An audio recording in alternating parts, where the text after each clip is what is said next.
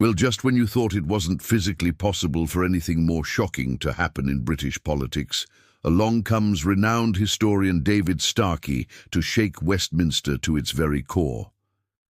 In a piece for Uncensored, a new outlet launched by former BBC bigwig and all-round good egg Ken Macpherson, Starkey takes no prisoners in a fierce takedown of his Labour lordship, Keir Starmer. He doesn't just call Starmer weak, which is true.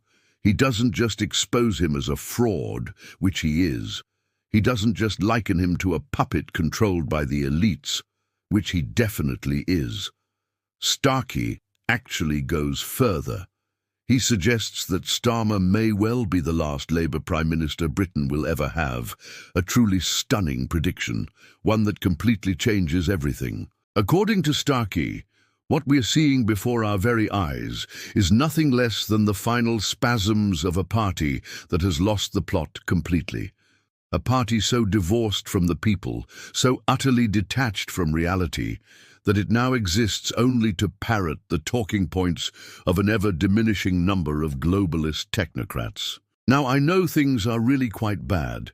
When even the BBC's resident loony left, Gary Lineker, has called out Starmer's small boat, big boat, all boat nonsense as being completely detached from reality.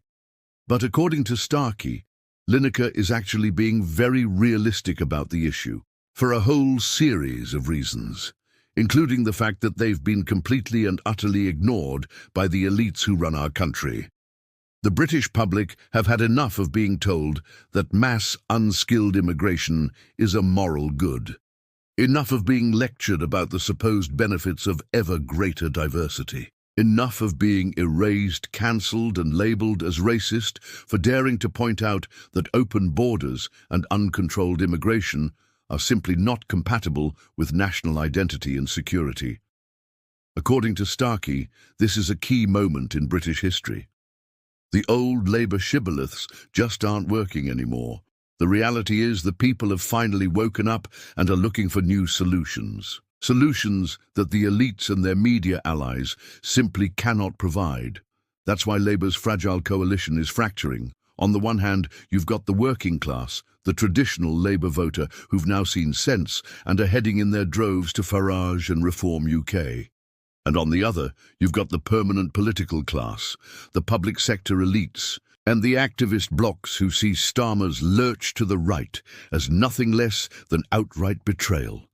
As Starkey himself puts it, this is Labour's liberal moment, a repeat of when David Lloyd George led the Liberal Party to its doom.